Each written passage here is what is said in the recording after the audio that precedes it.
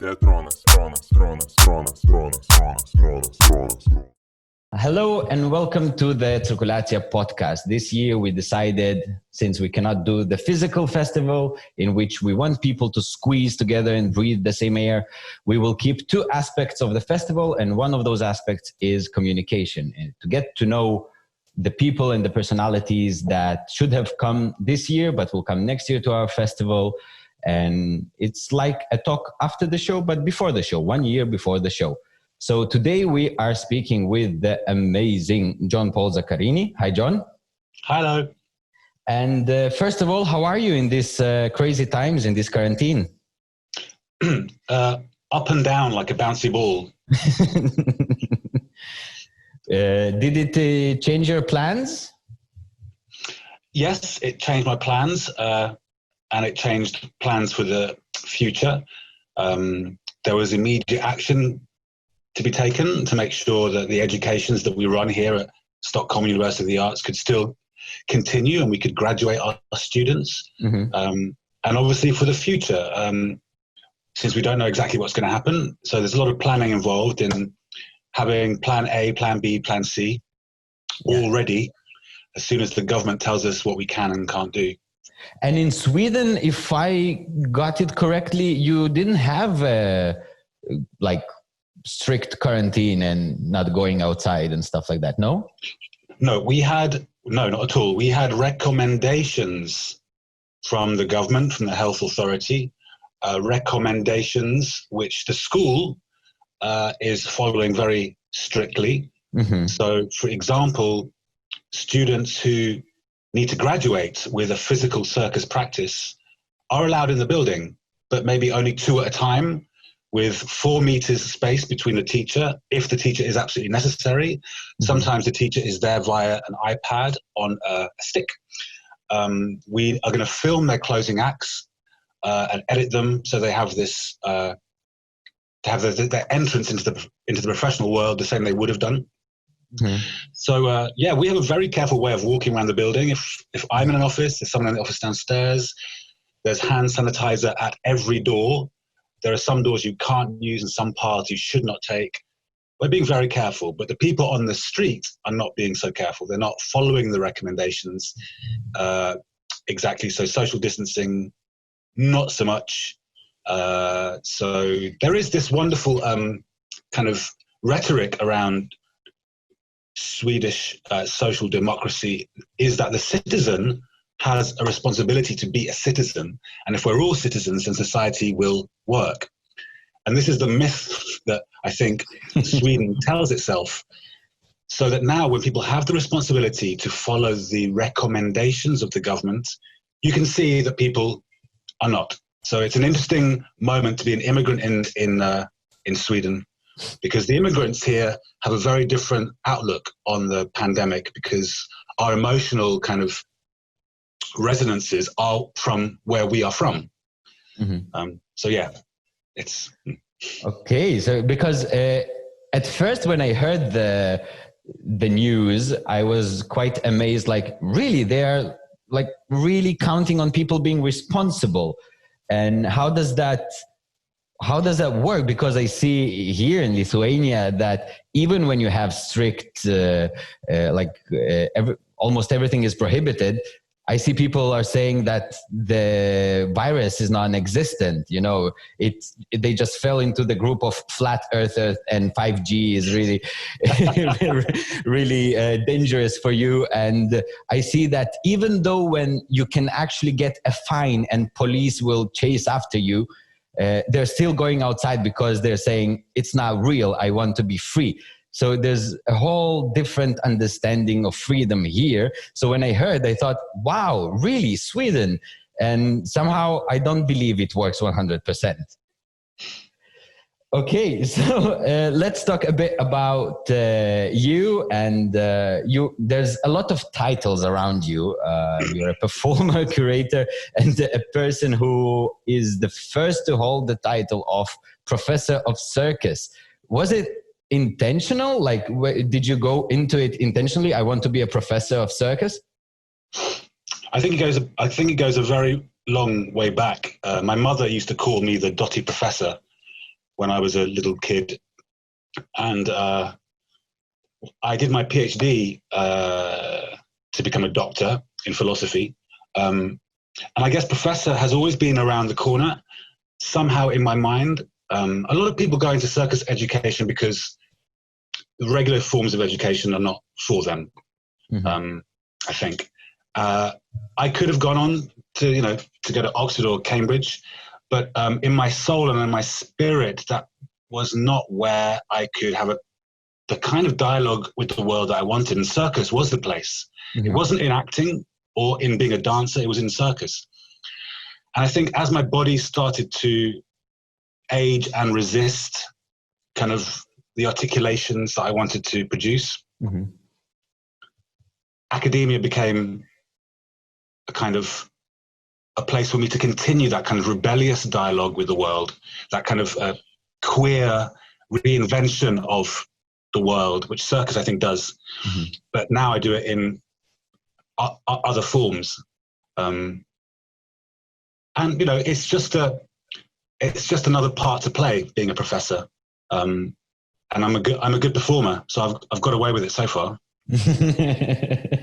Yeah, nobody can argue with that. I remember like last week and yesterday I had to put some descriptions about you somewhere, and my wife just went and like, who is that, and I said, it's Jean Paul, I told you about it.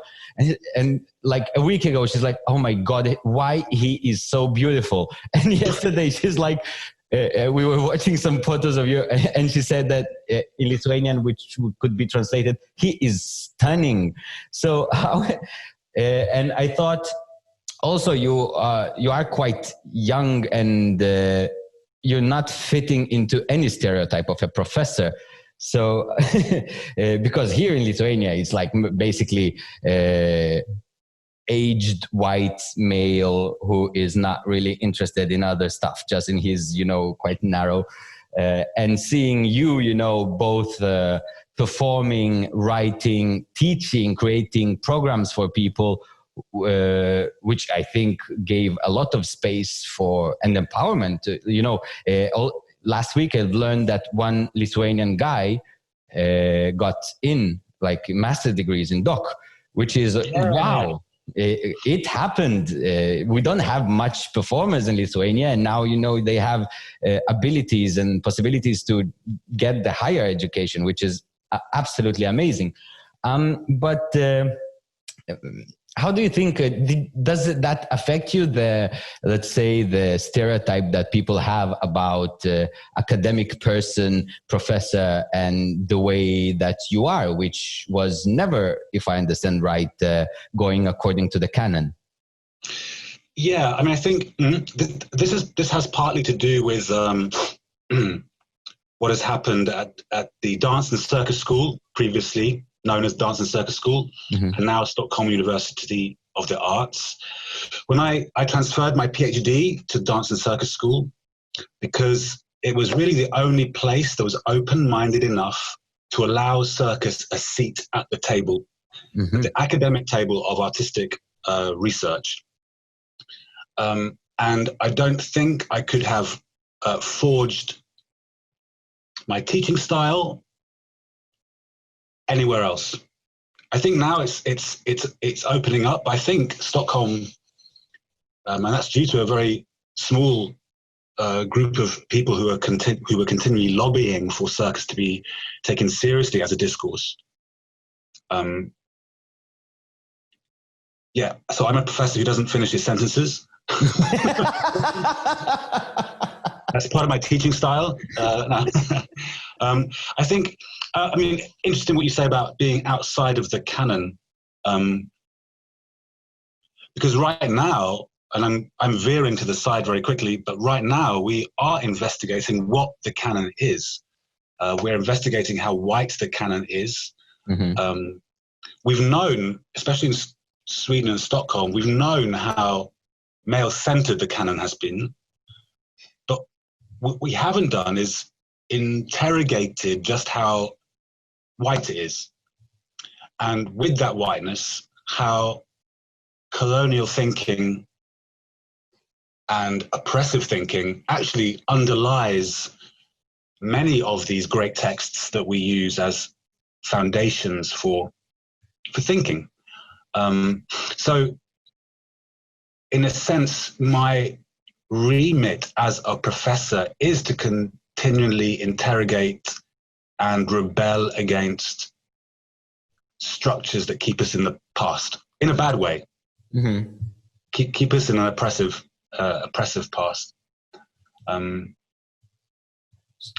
Yeah. So, is it like so in some sort of way it is some sort of your social performance of showing that, like trying to get out of the canon? No, I think it's very interesting what you say about social performance.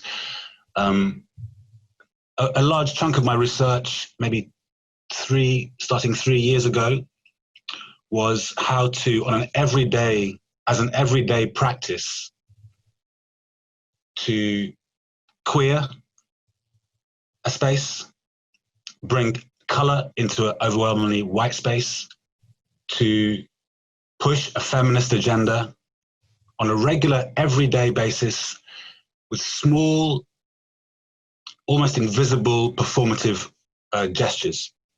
So that it's about saying, put your money where your mouth is. And my mouth is in course plans. My mouth is in the rhetoric of academic discourse. That's where the mouth is. But where is the actual practice? Where do you actually see it happen? Mm-hmm. So teaching for me here has become as much about being in the corridors and in the cafe and small comments to remind people that the world is not as homogeneous as this particular circus space seems. There is an invisible privilege given to certain people and certain not other people.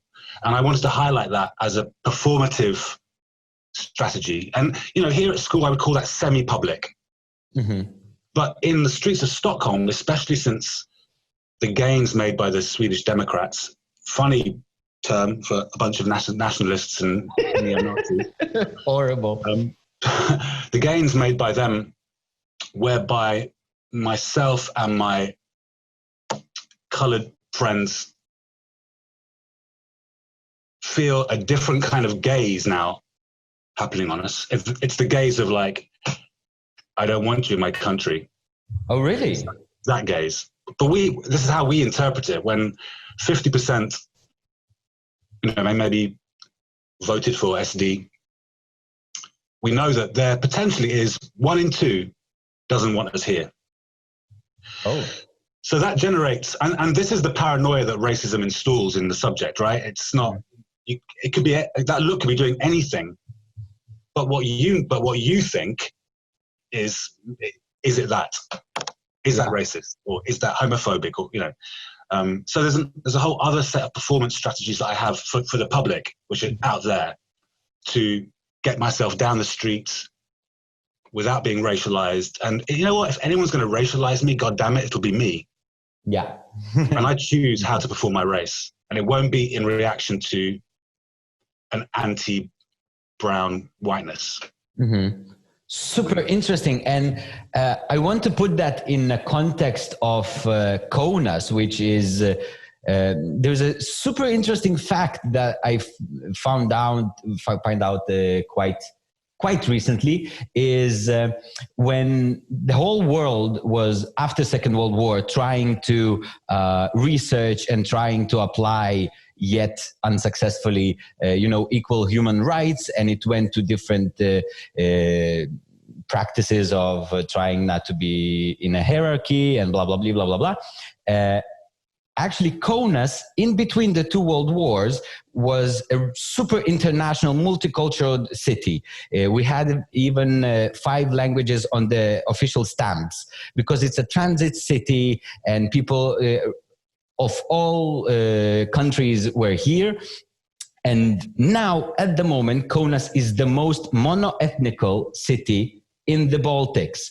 And sometimes this is used as a bragging narrative, even like we are so clean, you know, and this has so much to do with the local narrative of the Second World War and Holocaust, because we have a lot of neglection. We don't accept fully what happened, and what happened was, you know, all the intellectuals were sent away, and people from mental asylums and prisons were given guns, and like these are the people who are guilty, you know. So we have this part of history that we are not yet, you know, somehow approving it or get embracing it, since when I was in Berlin, and they had this in one of the museums, the Not So Cool Museum, or the other one, Lithuania, percentage-wise, eliminated 96% of the Jewish population, which is the highest percentage in Europe. And, you know, and nowadays I have this really weird fetish when I see an article about other people, the other, yeah, it can be anything, like from LGBTQ community people or racial stuff. I have this weird fetish of going into the comment section, and I see that we are so not over Holocaust. We are so not over this thinking, and the narrative of even mentioning Hitler's name as a guy who could save us now is really, really frightening. And on the other hand, and it's a subject I want to talk to you about, I work with youth. I work in a theater field. I work with young people who are in constant dialogue with themselves in the contemporary environment, how they are trying to learn to be human, trying to learn not to discriminate. And it goes to different lengths, you know, when you see a person of color in Kaunas, and then you are changing your behavior in order to be not racist, but then again, you are changing your behavior since you see a person of color. So, and I know that a lot of young people would see this thing. What would you say? How do you learn to become a human? How do you learn not to discriminate? Wow. Yeah, that's a good question. Well, I think I'll keep it within the context of the school just for now. Yeah. You know, I think an artist has a remit, and maybe that makes me romantic. And I mean a remit beyond making a living and being with it in the marketplace. But we have a job. We have a job to do, and I don't think we can do that job until we understand ourselves as citizens. So I'm romantic, but not romantic to the point of mad genius, solipsistic, narcissistic bubble. The narrative of so many of our male geniuses, which has been the narrative of the 20th century. Yeah. They were all, I can't think of the word right now to say live on a podcast. Most of them were absolute. Anyway, the word begins with C and ends in S and has a UNT in the middle. How do we? So there's a part of my my remit as a teacher is to educate citizens, artists who are citizens living in this world, responding to this world. I would say the one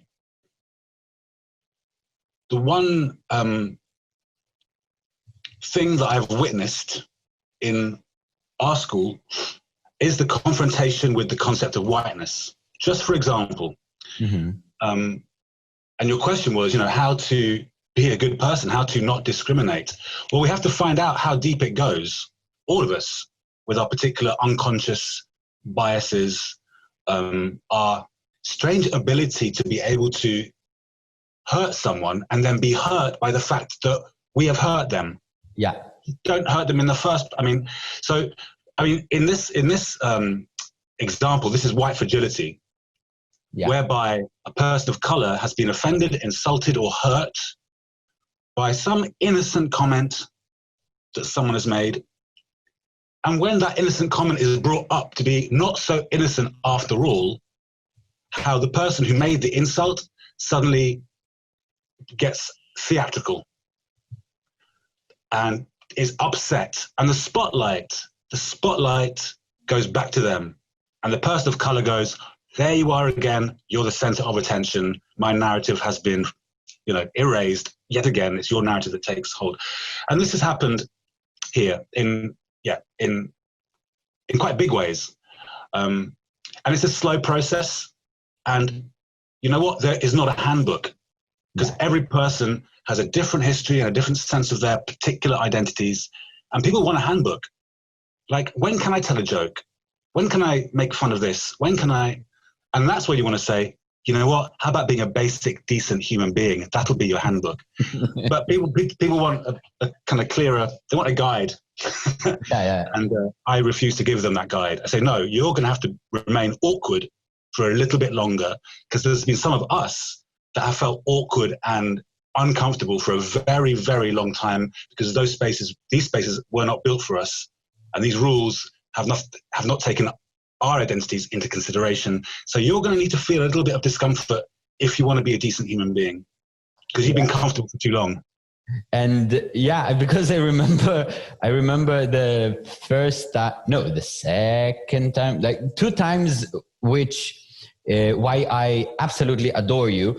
Just being in your presence makes me think, and that's, first of all, when I went to Subcase and I saw Mixed Race Mixtape, the work in progress.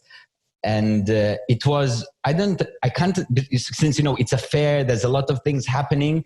And then there was this chill, this stop.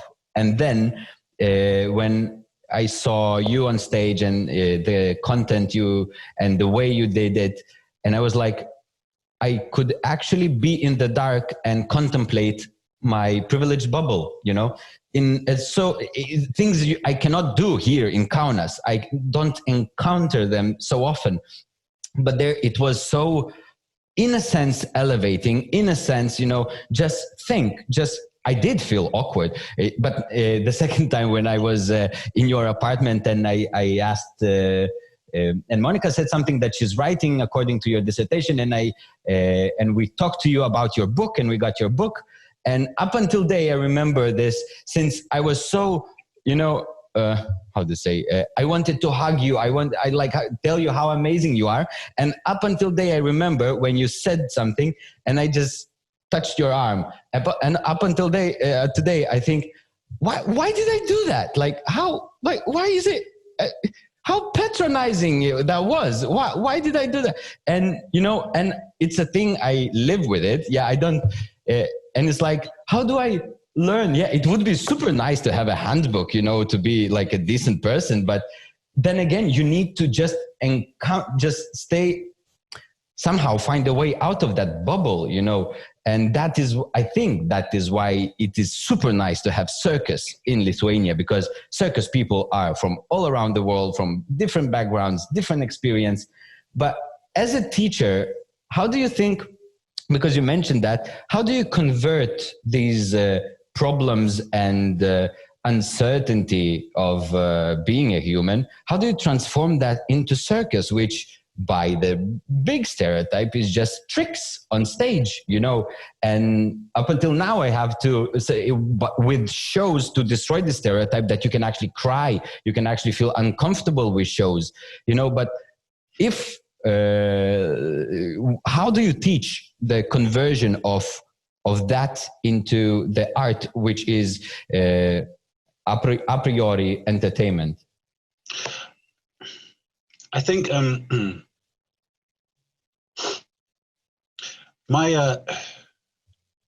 I think my whole career up until recently has been a critique of circus using circus. So in the 90s, I queered it and I browned it. I took away all the tricks. I made it boring. I made it interminably long and boring. And those are things that have taken off now. I can see those things, not because of me, but I can see those things gaining a little more acceptance than when I did them. Because I wasn't brave, I was just crazy. So I don't so now I don't teach these things through critique anymore. I teach them through elevating the positive aspects of what it means to be a circus performer. And by that, I mean, what are the ethics of the practice that we don't necessarily see in the final product? Which means that everyday devotion, love, and careful passion that happens in the practice towards the body, around the notions of care, caring for each other, and especially when you're making a show together, ways of democratic communication, non-hierarchical roles of outside eye, dramaturge, director, artist. We're all co-authors. And I try to help students and artists to dig deep into what is most ethical about their practice. And I say to them, and we manage through writing practices to phrase them in such a way that they could be about anything. So we don't even know it's about circus anymore. So they have like a manifesto or a program of ethics or articles of faith, or, you know. And when they read these out, everyone in the room can say, that's democracy. That's utopia. That's where we risk in safe ways, we challenge and grow, we take care of each other, we take care of ourselves, it's about love. And because the process is quite long, I don't start with, this is about love, because it's just too hippie. They're gonna shut me off. But then they start realizing love in a more, in a less kind of seductive, charming fashion that is the product of circus, but more love as the enduring, kind of boring. Ethics is really boring. It's boring, boring, boring, boring. There's no fun bits. There's no tricks in it. It's a constant sticking to something rather pure. And this, I hope, is how through circus we develop citizens. So then I asked them, okay, great, you've written this program for your practice. Now I want you to do that practice when you walk out the door. Not when you walk into your studio, when you walk out the door, onto the street, make that how you live your life. And that's when we start opening up and seeing the connection between lived life, society, and our nerdy, everyday thing we do in the studio. So actually, in a way, you encourage them to practice that social performance we mentioned before. It's getting there. Yeah. But how, I understand when you go deep with students, with people who are growing in the field as people, actually, not preferably circus artists, but for me as a circus programmer, I want to bring change, you know, here. So how do you think we can promote this love, this boring love, and this acceptance and this ethics via programming or shows? How does it goes over to the sitting row? Well, there's a couple of shows that I saw at Circo this last year, which have this. One of which was Monstro, the collective with all the poles. And there is something about this, actually the monodisciplinary show, circus show, which doesn't seek to distract you with one thing after another, like this tapas and that tapas and that tapas, but no, it's one thing. It's only one thing that they're doing. And that kind of monotony, which doesn't have too many highs and lows, but has this kind of meditative endurance, I think, that really involves us and lets us slip into the world, as opposed to just constantly slapping us around the face with a new color and a new trick and to distract us from the fact that actually nothing is going on. Yeah. That's one way. And I've seen shows that have, and the other one was, can't remember the company. Anyway, another one. The kind of dance, the kind of acrobatic company, XY. Yeah. I saw that show. Was similar to me for that. And I think audiences are ready. Mm-hmm. They just don't know they are. until they see the work. Yeah. So it's like, basically, I always mention it here in Kaunas, where we don't have a stage for, first of all, the physical stage, but also we don't have the stage for alternative performing arts. Yeah, circus field is evolving, dance is happening in the capital a bit here, and I tell all the time when I'm trying to speak to people that culture has this aspect that you don't know you need it until you see it. You know, you don't have the urge to consume it until you haven't seen it. You don't know what's, the taste of banana if you haven't tasted it.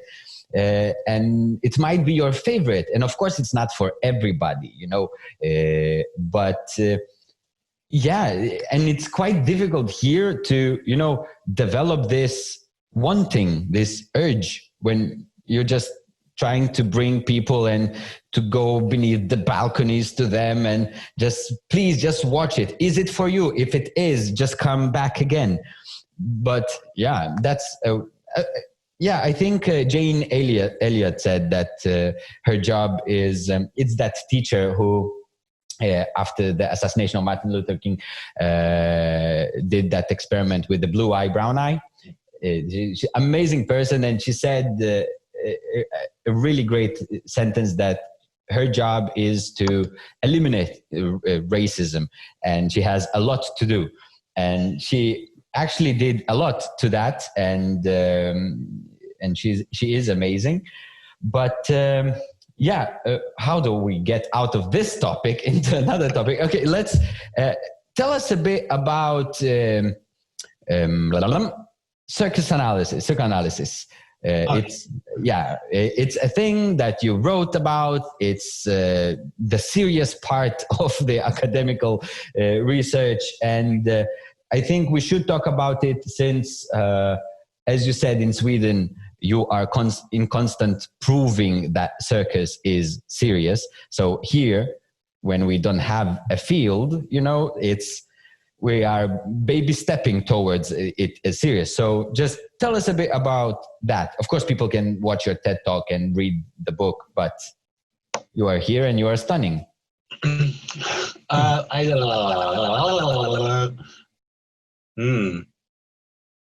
to start? Well, firstly, it's not. It's important to make the distinction. It's not a piece of artistic research.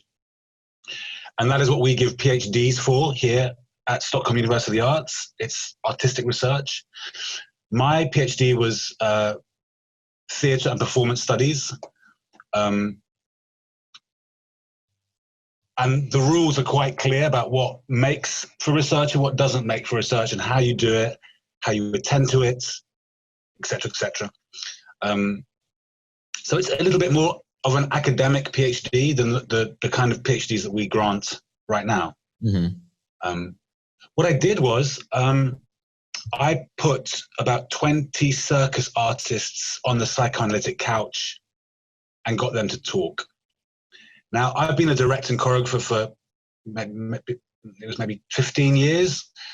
And as a choreographer or director of circus, you are often facilitating the artist's vision, because the artist is the author of the work, but they need someone on the outside. So most of the time I'm listening and listening and listening and listening and trying to find, what are you actually trying to say? So going into psychoanalysis wasn't such a big step. I think I was doing it already, in a sense. And from that, I created a kind of a theory of what I found from the artists who lay on the couch, and tried to make some sort of map of the circus unconscious and what was there and what was missing and what were the problematics. And let's say 20 artists, 20 sessions each, that's 400 sessions. There was one thing that was missing in their discourse. And this became conspicuous because of its absence. So I say to them, you come in, you just talk about circus. This is not like psychoanalysis. I don't need to hear about your mother or your father or how you wet the bed or an ex-lover or the bully at school. They're okay. After 40 minutes of talking about circus, they talk about their mother, they talk about their father, they talk about their lover. So I become aware that there is some kind of connection in relationship terms between what they do in circus and all of this. But the one thing they do not mention after mentioning mother, father, brother, lover is you, the other, the audience. That was absent, except for the fact that they were talking about all these other people. So I made the connection. I said, well, who are you performing to? What is this other that is so frightening that you can't actually mention it or go there? And that's when I understood circus as a relational activity with projection and transference. And once we started to figure out what that was, the concept of their act became a lot clearer to them. Mm-hmm. So in a nutshell, that's kind of what I did. And those were the discoveries that I made. And I don't do it anymore. But I still use psychoanalysis as a guide for other kinds of processes in teaching. But no one has the time to commit to a psychoanalysis. Mm-hmm. They'd certainly go to someone to fix a shoulder ligament, but they probably won't go to me and try and fix a psychic ligament that is kind of broken or preventing them from working. And especially in Sweden, which is super pragmatic, they'd probably rather go to CBT than psychoanalysis for a kind of quicker fix. But in a sense, what you said, doesn't it help them to convert their personal experiences to the thingy thing they do on stage, like understanding of self, understanding of I don't know, reasons and conclusions and blah, blah, blah. But does it help artistically? Well, the thing is that now I do the same kind of psychoanalytic work, but through writing. So they write an artist's memoir of how they got to be there in the first place, how they got to come here, trying to trace like a genealogy, a family tree of, let's say, the trapeze. Mm-hmm. And it won't be things like, oh, it's because I saw Cirque du Soleil. It could be more like, well, actually, I was standing high up on a wall, and that used to freak my mother out, and that was fun. So those instances that we want to find out. And so we still do the same work about from the self, but psychoanalysis is much more about problematizing than finding a cure for something. It's to kind of deepen your complexity, and also to stop you trying to live a single narrative story, because life isn't that simple. Life is not one narrative. Life is many competing things happening all at the same time. Yeah. And you mentioned that you had to do a proper research, and now you, basically, thanks to you, they can do artistic research. But how is the context? Because in Lithuania, like our festival coordinator wrote the first, thesis about circus in Lithuania. One actor of mine wrote the first insight about circus acting, and that's it. So, but do you have a circus academia context in Sweden? Well, yeah, we do. We've had, so since I graduated with my doctorate, we've had one student graduate, Jonathan Priest. Mm-hmm. So he was researching with circus.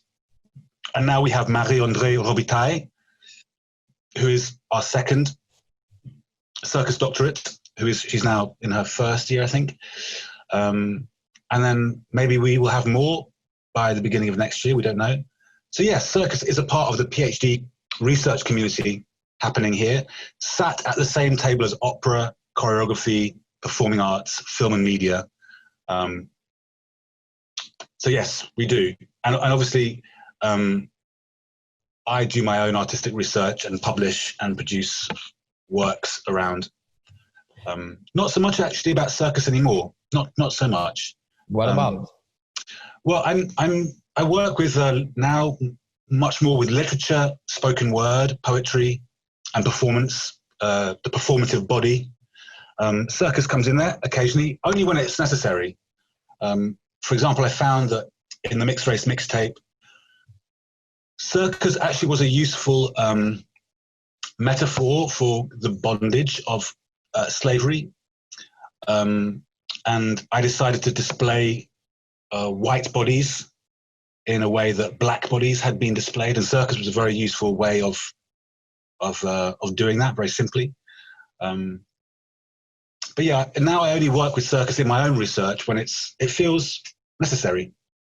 But now there's a question that I ask almost everybody, since I see that there is two ways of approaching circus, and one is, you know, the circus of metaphors, creating metaphors via circus practice, and the other one is like circus is a circus, a salto is a salto, it doesn't have any meaning. So as I understand, you are creating metaphors. Yes, you are fond of that thing. Absolutely, because I work with literature and poetry. So yeah, I'm not creating characters. I'm saying there's a body hanging upside down. What does that do for you? And there's no tricks. This is the thing, and I do this on film because these images wouldn't work live. Yeah, slowed down, and it's just one image. It's one thing happening, not a series of tricks. So it's not circus. Mm-hmm. So it's just a body image. It's an image. It's a body hanging upside down. But I do kind of need circus trained artists to go into those positions. You know. Yeah, but does it? Do you think it creates dialogue and correlates? Since let's say if we take that only as a separate performance, the body hanging upside down, but when you put it near you as a person with this history and also with literature as a form of art, do you think it creates a dialogue between the arts? Also, giving a guidebook to read what you want to say? Interesting. My feeling, I mean, I'll be honest, the feeling is that when I started doing my PhD in circus, I had no one else to talk to. I had choreographers and dramaturgs and da-da-da. I'm not saying I'm a trailblazer. I'm just saying that the field of research around circus from the artist wasn't huge. Yes, from historians and sociologists, anthropologists, for sure. There was the research there, but not from the artist. Now it's building, and now people all around the world are doing research. Again, nothing to do with me, just because, you know, it's becoming more accepted. I feel I can step back and go, you guys get on with it. You're doing a great job. You know what? I'm not that interested anymore. Please allow me to move on from it. So, for example, I share an office with Alison Funk, who is now the head of the BA program in circus here, currently completing her PhD. She's got her fingers in all the networks, and I go to her for advice on circus research, if and when I need it. Also, as a facilitator of research, I don't need to know the research. I just need to know how to facilitate. And that's a specific set of skills. So in a way, I really hand the responsibility over to my students to say, hey, this is your world now. This is up to you to contribute to the discourse that's happening around contemporary circus. Go, have it fly. Amazing. I need to mention, I just remembered, I need to mention the place we are here, since this is not my home. We are in the museum of Juozas Gruodis, the father of Lithuanian composers. We are here since one of the shows of Claudel Doucet had to be here. And now they just gave us the place to do the alternative of festival. And each time I say one random fun fact about Gruodis, and actually the fact I'm interested in is he being a composer in an occupied country he had these little papers he wrote to himself to motivate himself. It's like, your job is meaningful, like you're doing great. So the question for you is, how do you motivate yourself? Because now you are a researcher, professor, and also you are performing, I don't know if a lot, now it's a pandemic, but you have the performance head and mixed race mixtape, and also you're writing a lot. And how do you motivate yourself to keep on?